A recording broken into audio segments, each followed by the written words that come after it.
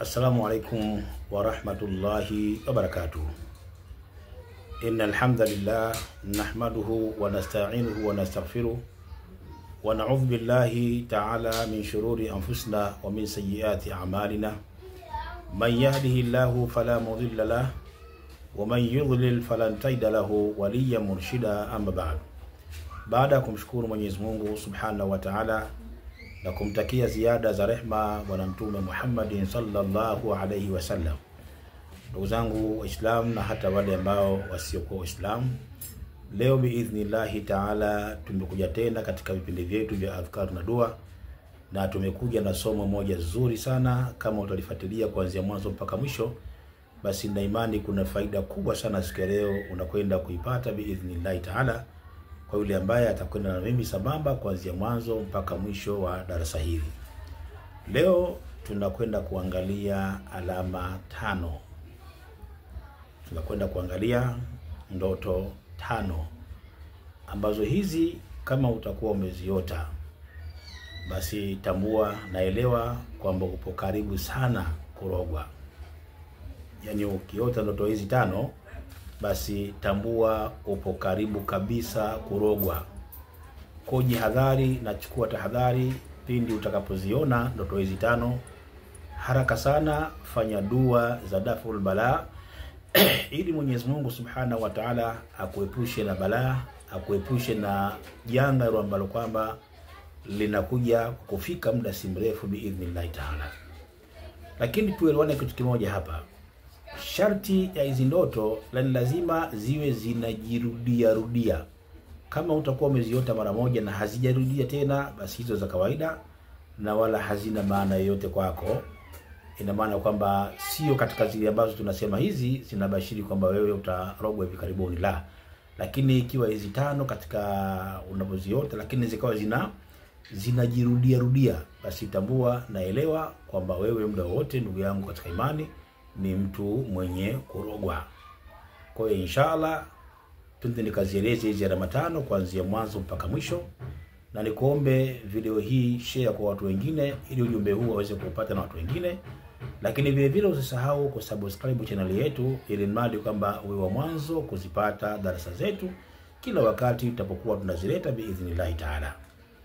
Twende na ndoto ya kwanza kabisa, ambayo hii kama unayo utakuwa unaiota na inakuja mara kwa mara, basi tambua naelewa kwamba wewe upo karibu zaidi kwenye kurogwa.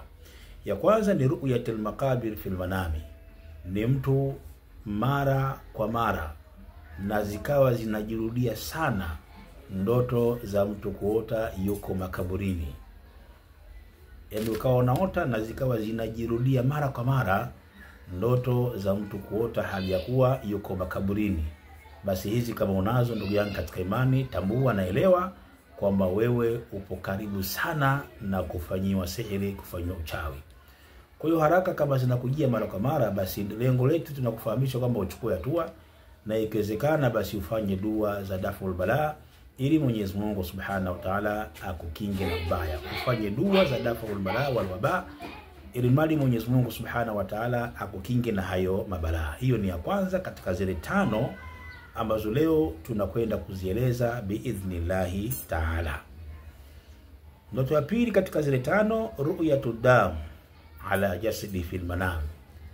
Ni mtu kuota anatokwa na damu katika moja ya kiungo chake, aidha katika masikio, aidha katika mdomo, aidha katika tumbo au katika sehemu za siri au sehemu yote ile, lakini ukaota damu inatoka sehemu hiyo. Hawa ukaota wewe umelala alafu ukamuota mtu, yule mtu unapomwangalia ukamuona anavujwa na damu au anatokwa na damu.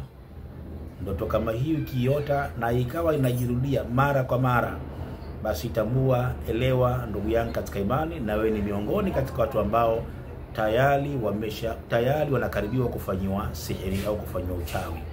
Kwa hiyo kama na hizi kwa kweli zinapatikana na zinajirudia, basi fanya dua za daful bala wal waba kwa ajili ya kujikinga na kujilinda na shari ya ndoto hizi ambazo kwamba tunazieleza siku ya leo biidhnillah ta'ala. Kwa hiyo kama kuna mtu ana hali na mazingira kama hayo, basi ni vyema akachukua hatua mapema ili mradi shari hizi zisije zikamkumba.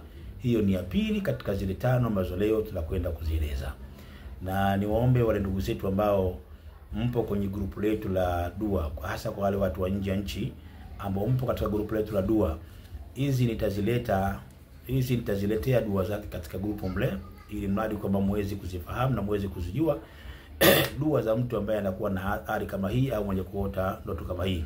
Kwa hiyo mliopo kwenye grupu letu la WhatsApp la dua, basi tutazileta hizo dua zake biidhnillah taala kabla kuzileta hapa katika channel yetu hii ya YouTube, na kule tutazileta kwa njia ya kufundisha inshallah. Hiyo ni ya pili biidhnillah taala. Hiyo ni ya pili. Ya tatu ru'yatul aqarib wa tha'abin fil manami. Ni mtu mara kwa mara akawa akilala huwa anaota majoka makubwa yale machatu, na muda mwingine kuota mange na kuota wadudu chungu. Akawa analala anaota mange, anaota machatu na kuota sana madudu chungu. Hizi ndugu yangu katika imani, kama unazo na zinakujia, basi tambua, naelewa kwamba wewe upo karibu sana kufanyiwa sihiri ama upo karibu sana kufanyiwa uchawi. Cha msingi, fanya dua za daf'ul bala ili Mwenyezi Mungu Subhanahu wa Ta'ala akuepushe na madhara na akuepushe na ubaya huo. Na wale ambao mara nyingi wanakuwa na maswali yao kuhusu hizi ndoto, mimi naomba nyinyi wenye ndoto msinipigie simu. Tumeni tu message zenu, basi mtajibiwa kwa njia ya message. Na hasa ukituma kwa njia ya WhatsApp inakuwa rahisi kujibiwa. Namba yangu ya WhatsApp ni 0756 8111 mwisho 26. 0756 8111 mwisho 26. Ukituma message ni rahisi kupigiwa kujibiwa kwenye WhatsApp. Lakini msipige, tume tu message. Hiyo ndoto ya ngapi? Ya tatu. Ni mtu kuota mange na kuota majoka makubwa na ikawa zinajirudia. Na hapa nielewe vizuri, shaiti lake lazima ziwe zinajirudia. Kama zimekuja mara moja na hazikurejea tena, hizo achana nazo, wala zina haja yote kuzifuatilia wala nini. Lakini kama zitakuwa zinakuja, mfano umeota leo, umekaa baada ya wiki moja ukaota tena, ama baada ya mwezi zikawa zinajirudia, basi haraka sana fanya dua hizo za daf'ul bala wal waba, ili mradi kwamba Mwenyezi Mungu akulinde na akukinge na shari za ndoto hizi ambazo leo tunakwenda kuzieleza biidhnillah taala. Na hiyo ni ndoto ya tatu katika zile tano ambazo leo tunakwenda kuzizungumza na tunakwenda kuzieleza biidhnillah taala, ili yule ambaye anazo basi haraka sana aende akachukue hatua, na hatua ya kuchukua ni kujiepusha nazo kwa kufanya dua. Ya nne, ru'yatul ashkhas almayyita fil manami. Ni mtu kuota watu wafu, kuota watu waliokufa usingizini. Mfano kaota mtu anamjua au simjua, lakini mtu mwenyewe anakuja hakusemeshi wala azungumzi, kwa unamuota tu, tena unamuota katika mazingira ambayo sio, yaani anakuja katika mazingira ambayo sio kabisa, yaani kama mazingira ya kutisha fulani hivi, mazingira kama mtu labda anataka kusema kitu fulani hivi, lakini azungumzi chochote isipokuwa mazingira yake tunamuona kwamba huyu haipo katika mazingira ya kawaida. Ukiona hizi mara kwa mara, basi tambua ni miongoni katika alama kwamba mtu huyu anakaribia kufanyiwa sihiri. Kwa kama na hizi zinakujia mara kwa mara, basi na wewe ndugu yangu haraka chukua hatua, ili ya madhara ya ndoto hizi zisije zikakufika biidhnillah taala. Hiyo ni ya nne katika zile tano ambazo leo tunakwenda kuzieleza biidhnillah taala.